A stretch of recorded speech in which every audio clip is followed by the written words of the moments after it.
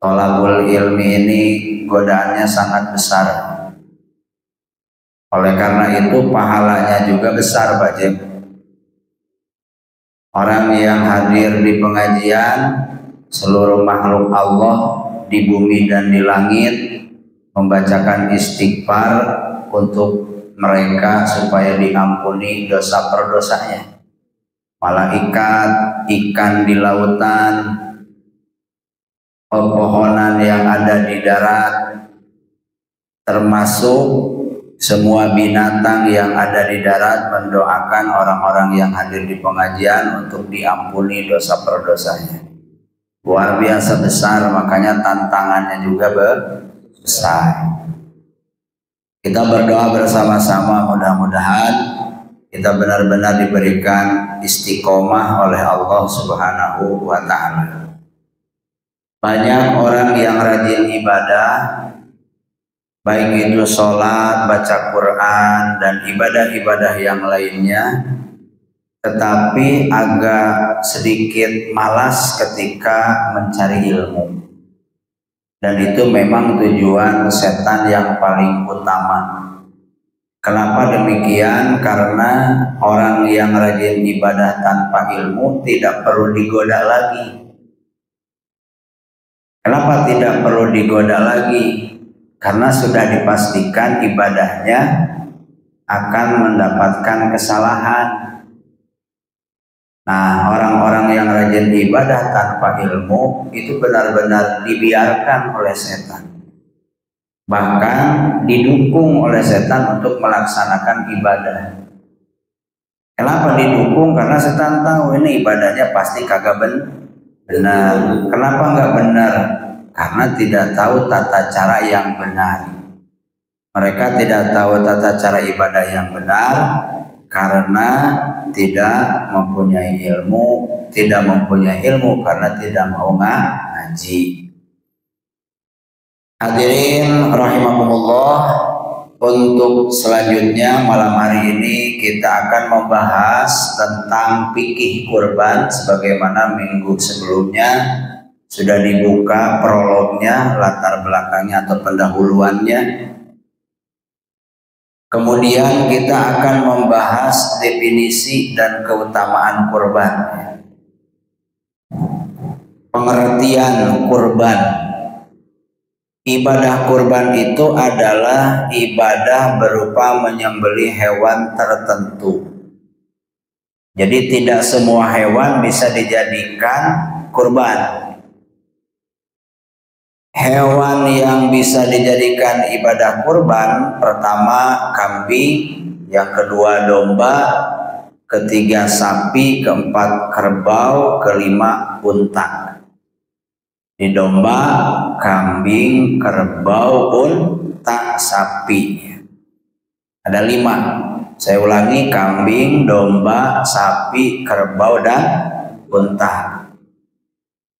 Ayam tidak bisa dijadikan hewan kurban ya. Kecuali ayamnya banyak. Ada 1000. Itu bisa dijadikan hewan kurban. Dijual dulu ayamnya. Baru hasilnya dibeliin sapi atau domba. Dengan niat untuk mendekatkan diri kepada Allah. Niat taqarruban ilallah.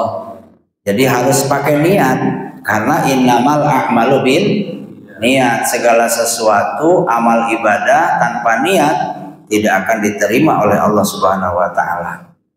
Makanya ketika kita ingin melaksanakan kurban harus ada niat di dalam hati kita. Tujuannya untuk mendekatkan diri kepada Allah, bukan untuk selainnya, bukan untuk memperlihatkan kekayaannya, kemampuannya dalam berkurban. Bukan karena malu, bukan karena terpaksa, tapi niat taqarruban ilallah, mendekatkan diri kepada Allah melalui pelaksanaan ibadah kurban.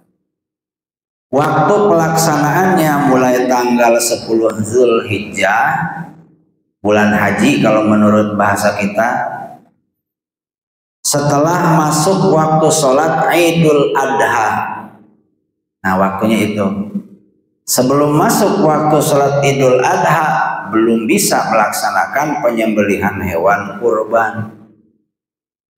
Setelah masuk waktu sholat Idul Adha, sholat Idul Adha dulu, mendengarkan khutbah 2 dulu, melewati kadar waktu yang cukup untuk melaksanakan sholat 2 rakaat dan 2 khutbah, sampai berakhirnya hari tasyrik, yaitu tanggal 13 Zulhijjah.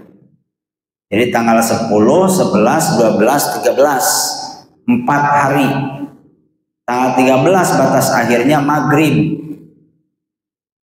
Tanggal 10 awalnya startnya setelah sholat Idul Adha dan mendengarkan 2 khutbah. Di luar itu, kalau kita menyembelih hewan sapi ataupun kerbau, bukan kurban tapi sodako. Berkurban ini termasuk ibadah yang disyariatkan oleh agama Islam. Menurut pendapat yang paling masyhur, ibadah kurban adalah yang dimaksud dengan an-nahr di dalam surat Al-Kautsar. Inna a'toinakal kautsar fasholli li rabbika wanhar inna syani'aka huwal abtar. Nah, di ayat kedua, fasholli li rabbika wanhar. Fasholli dan sholatlah. Sholat di sini sholat Idul Adha. Li rabbika karena Tuhanmu. Wanhar dan sembelihlah hewan kurbanmu. Ayat 3 ya, bukan ayat 2. Itu landasan hukum ibadah kurban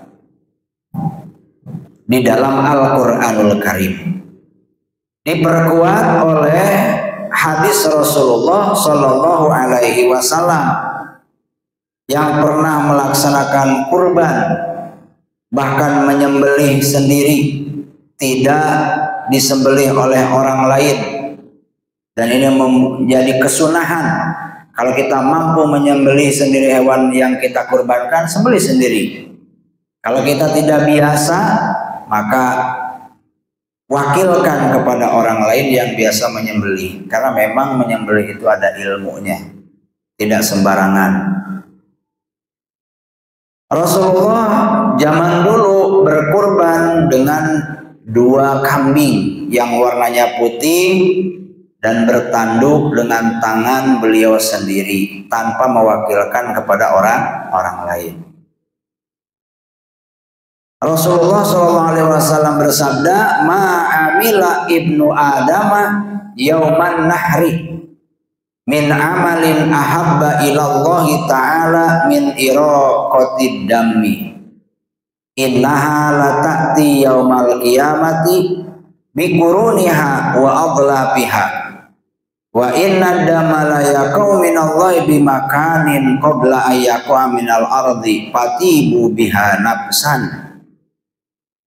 Tidak ada amal manusia yauman nahri di hari kurban 10 Zulhijjah 11, 12, 13 min amalin ahabba ilallahi ta'ala yang lebih dicintai Allah melebihi ibadah berupa mengalirkan darah atau kurban.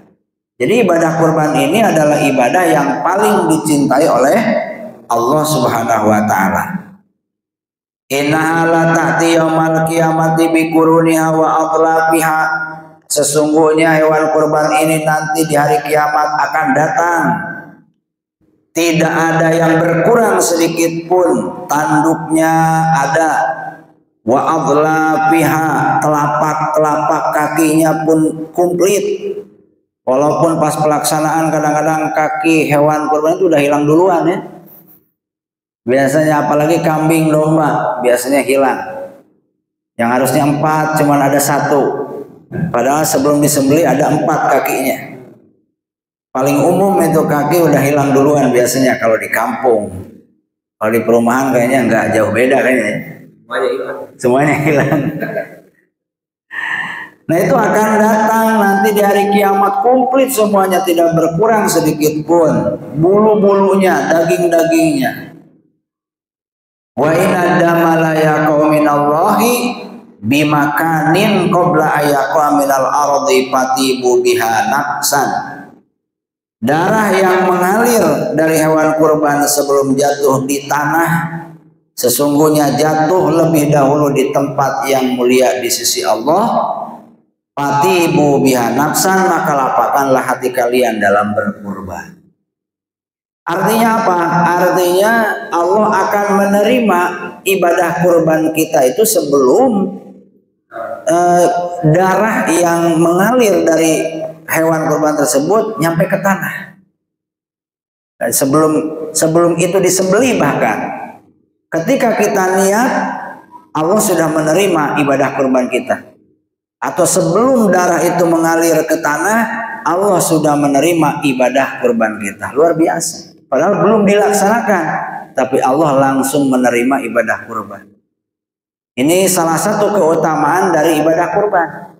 Kalau sholat, niat saja belum melaksanakan, belum tentu diterima.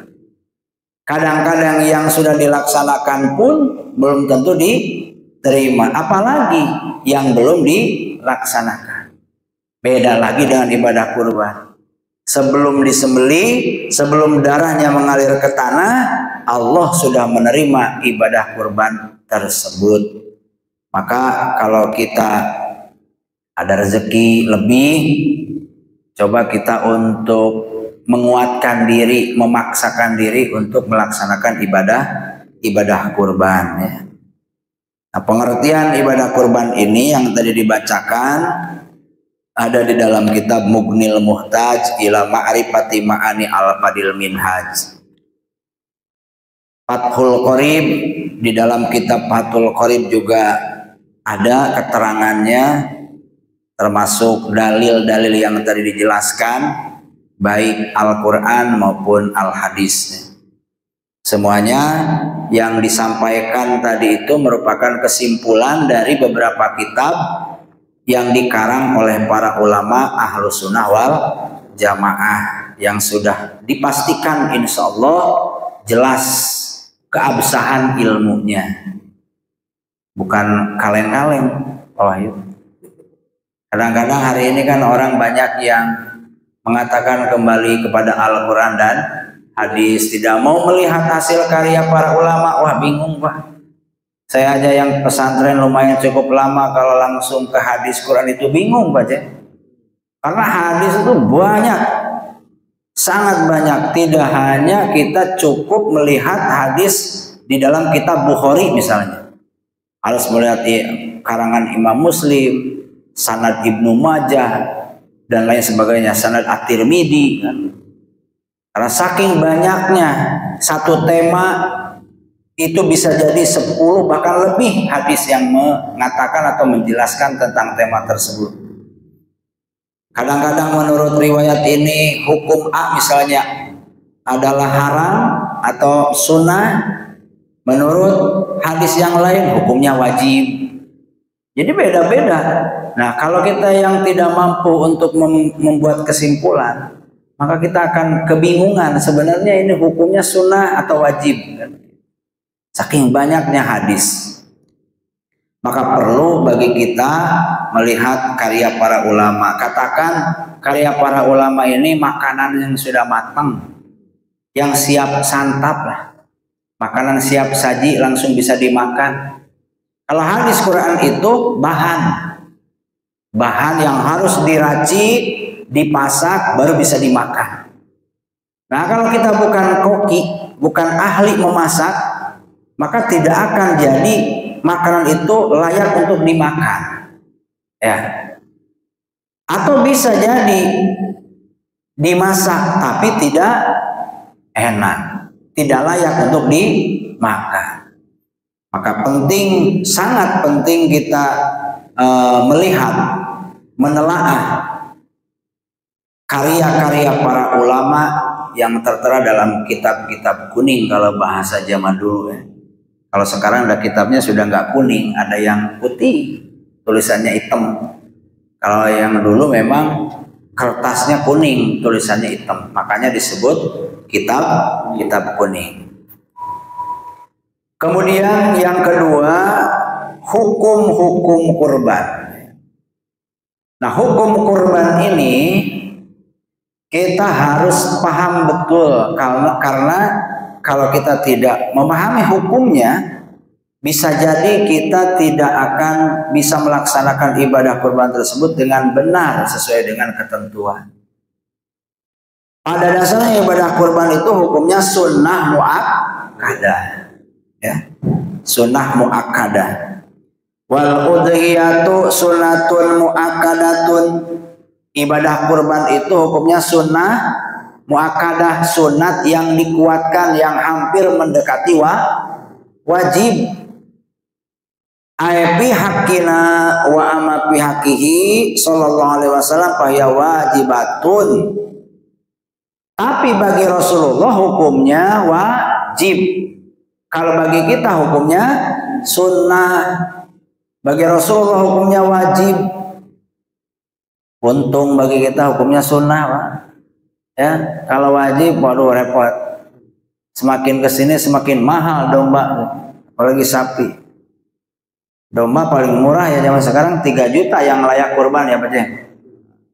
Gak ada yang 500.000 kok. Ya. Padahal makanannya rumput. Tapi mahalan domba sama kita ya. Sepertinya kita kalau pengen mahal makannya rumput, Wahyu. Jangan mandi. Tapi harusnya dikorbankan, Wahyu.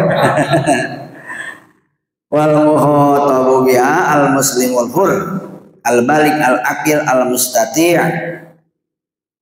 Kesunahan ibadah kurban ini berlaku bagi siapa? Bagi orang muslim yang merdeka. Zaman sekarang semua orang merdeka. Zaman dulu kan ada orang yang tidak merdeka, disebutnya abid, ya. Disebutnya apa? Abid. Hamba sahaya. Statusnya seperti pembantu tapi dibeli kalau zaman dulu. Dibeli, bisa dijual lagi, bahkan bisa kalau perempuan bisa dipakai tanpa dinikah dulu. Cuman perbudakan sekarang sudah tidak ada, dihapuskan. Makanya di sini ada bahasa kewajiban atau kesunahan ibadah kurban itu berlaku bagi orang muslim, laki-laki maupun perempuan yang merdeka, al-balik, yang balik.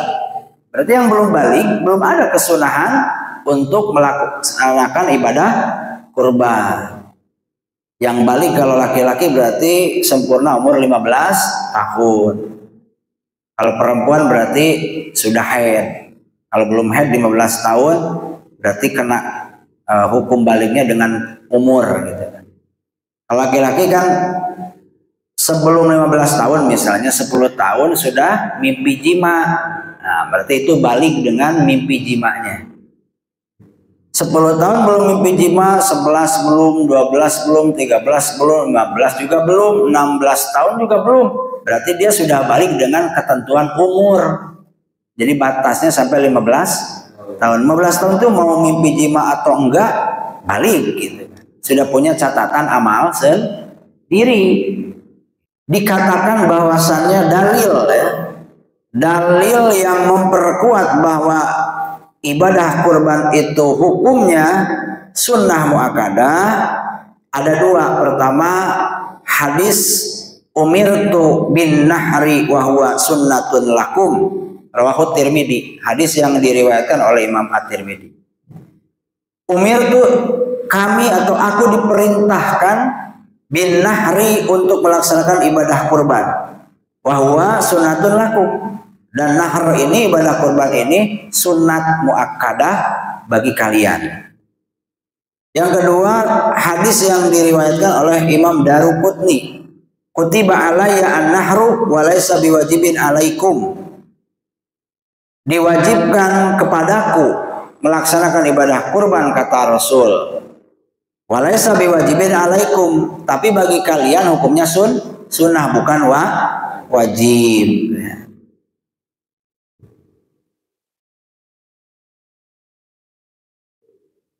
Kenapa hukumnya sunnah muakkadah? Sunat yang dikuatkan, yang mendekati wajib. Karena ada perbedaan pendapat.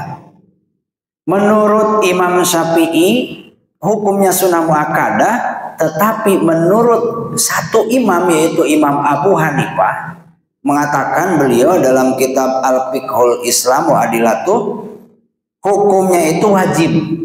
Kalau menurut Imam Hanafi hukumnya wajib bagi kita, bagi Rasul. Hukumnya wajib sekali seumur hidup. Nah, karena ada yang mewajibkan, maka biasanya status sunnahnya itu jadi muakkadah. Jadi dikuatkan. Jadi sunat yang mendekati wajib. Karena Imam Abu Hanifah ini tidak mungkin sekonyong-konyong memfatwakan bahwa udhiyah ini wajib. Pasti punya dasar dan dalil.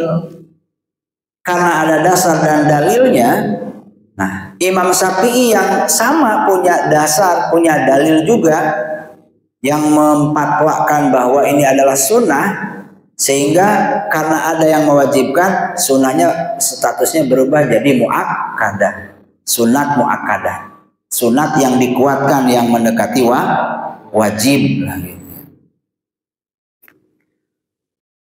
Menurut Imam Romli, ya, ibadah kurban ini diwajibkan kepada setiap muslim yang tadi sesuai dengan ketentuan. Sunnahnya itu sunnah ainiyah bagi orang yang tidak punya keluarga. Jadi sunat muakkadah ainiyah. Sunat muakkadah ainiyah. Imam Romli ini ulama bermadhab Syafi'iyah. Apa yang dimaksud dengan sunat muakkadat ainiyah? Sunnah yang dikuatkan, yang diwajibkan, tidak bisa diwakilkan kepada orang lain. Seperti fardu ain, itu kan kewajiban yang tidak bisa diwakilkan. Sholat yang 5 waktu fardu ain, tidak bisa Pak Wahyu ini mewakilkan sholat duhur kepada tetangganya. Mas, nitip ya sholat, nanti buat saya. Tetangganya sholat duhur 2 kali, satu untuk dia, satu lagi untuk Pak Wahyu. Nggak bisa, karena hukumnya fardu ain. Kalau kata orang Sunda, fardu ain itu notok karena saban-saban babatok, cina gitu. Tidak bisa diwakilkan kepada orang lain. Nah, ini ibadah kurban, hukumnya sunnah muakkadah ainiyah, tidak bisa diwakilkan kepada orang lain. Bagi siapa sunnah muakkadah ainiyah? Bagi orang yang tidak punya keluarga, anak nggak punya, istri pun tidak punya, bapak dan ibunya sudah meninggal, adik dan kakaknya tidak punya, misalnya anak sematawayang. Tapi kalau kita punya keluarga, Pak Wahyu ini punya istri, punya anak, maka hukum ibadah kurbannya jadi sunnah muakkadah kifayah. Sunnah muakkadah apa? Kifayah. Kalau sunnah muakkadah kifayah bisa diwakilkan. Seperti apa? Fardu kifayah. Fardu kifayah itu kan kewajiban yang bisa diwakilkan. Contohnya sholat jenazah. Kalau di sini dipilah misalnya ada orang yang meninggal, kemudian tidak ada yang menyolatkan satu orang pun, maka semuanya berdosa. Tapi kalau ada misalnya Pak Wahyu saja yang menyolatkan jenazah tersebut, satu orang Pak Wahyu saja, maka yang lainnya terbebas dari dosa diwakili oleh Pak Wahyu. Itu fardu kifayah namanya. Ya, paham? Nah, fardu ain dengan fardu kifayah itu bedanya begitu. Fardu ain tidak bisa diwakilkan, kalau fardu kifayah bisa. Begitupun juga sunat muakkadah kifayah bisa diwakilkan. Bagi siapa? Bagi orang yang punya keluarga. Sehingga penjelasan dari sunnah muakkadah kifayah tentang ibadah kurban ini adalah, kalau Pak Wahyu misalnya punya anak 3, istrinya 1 ya, istrinya 1, Maka di tahun ini Pak Wahyu itu hanya mampu mengeluarkan ibadah kurban atau hewan kurban satu domba. Satu domba itu kan hanya untuk satu orang. Nah, akhirnya Pak Wahyu kurbanlah untuk Pak Wahyu sendiri karena mampunya hanya satu domba. Maka yang lainnya nih keluarga Pak Wahyu, istri, anak terwakil oleh ibadah kurbannya Pak Wahyu. Sudah terwakili. Artinya apa? Artinya di tahun depan, kalaupun misalnya tidak ada kemampuan untuk berkurban lagi untuk istri dan anaknya, tidak masalah. Karena sudah terwakili oleh Pak Wahyu di tahun ini. Kecuali bagaimana kalau kita mampu? Apakah boleh berkurban lagi? Sangat dianjurkan. Paham Pak? Nah makanya Rasul dulu pernah melaksanakan kurban dengan dua domba. Domba yang satunya untuk beliau, domba yang satunya untuk keluarga dan seluruh umatnya. Beliau mengatakan seperti itu. Domba yang satu ini untukku, domba yang satu lagi ini untuk keluarga dan umatku, katanya. Kenapa bisa dikatakan seperti itu? Apakah satu domba itu bisa untuk lebih dari satu orang? Tidak, bukan itu maksudnya. Satu domba yang dikurbankan oleh Rasul untuk Rasul, yang satunya lagi untuk keluarga dan seluruh umatnya, maksudnya adalah pahalanya. Pahalanya. Artinya apa? Artinya bisa terwakili oleh kurbannya Rasulullah Shallallahu Alaihi Wasallam. Tapi kalau kita mampu di tahun depan, ya silakan kurban lagi, tidak masalah. Ya. Paham sampai sini Pak? Nah, kemudian ibadah kurban bagi orang lain. Nah ya, ibadah kurban bagi orang lain bagaimana hukumnya? Ibadah kurban bagi orang lain kalau tidak ada izin maka tidak sah menjadi hewan kurban. Ya. Misalnya kita punya hewan kurban, satu untuk kita, satu lagi untuk orang lain, bapak kita, emak kita, ibu kita. Nah, hewan kurban yang diakadkan untuk ibu kita, baik masih hidup maupun sudah meninggal, itu tidak sah menjadi hewan kurban. Tapi jatuhnya jadi sodakoh. Bukan hewan kurban itu. Bukan ibadah kurban. Tapi sodakoh. Kenapa? Karena menurut madhab Syafi'iyah, kalau kita ingin berkurban untuk orang lain, ibu, bapak, atau saudara, harus ada izin dulu. Izin dari siapa? Izin dari orang yang kita kurbani. Ibu kita misalnya, izin dulu Bu, tahun ini saya beli hewan kurban untuk atas nama ibu, boleh enggak? Kata ibu kita, boleh. Harus seperti itu. Kenapa? Alasannya karena hewan kurban ini seperti kiparat, penebusan. Seperti penebusan dosa, kiparat dosa. Sesuai dengan prolog yang minggu kemarin sudah dijelaskan. Sejarahnya kan Nabi Ibrahim itu. Yang kata Allah, kiparatilah dosamu dengan menyembelih hewan kurban, kan begitu. Sehingga karena ini bentuknya seperti pidak, penebusan, kiparat, maka pada saat Pak Wahyu ingin menyembelih hewan kurban untuk bapak atau ibu atau saudara, intinya orang lain, harus ada izin dulu dari orang tersebut. Kalau tidak ada izin, bukan hewan kurban, jatuhnya itu adalah sodakoh. Kalau ada izin, boleh. Nah, ini pendapat Imam Syafi'i di dalam kitab I'anatut Thalibin. Wala yudahi ahadun an ghairihi bila idnihi bil hayy. Tidak boleh bagi seseorang mengorbankan hewan tertentu untuk orang lain tanpa izin. Bil hayy, pada saat dia masih hidup. Wabila idohi bil mayit. Bagaimana kalau kita berkurban untuk mayit? Pak Jem, untuk bapak kita yang sudah meninggal kita berkurban, itu pun tidak boleh kalau tidak ada wasiat. Kalau tidak ada izin, ya minta izin ya susah kalau udah meninggal. Ya, menelponnya kemana coba? Orangnya yang di sana bisa telepon ke Allah, ya? Nggak bisa di WA. Orang yang meninggal karena susah diminta izin itu nggak bisa. Atau belum pernah wasiat itu pun nggak bisa.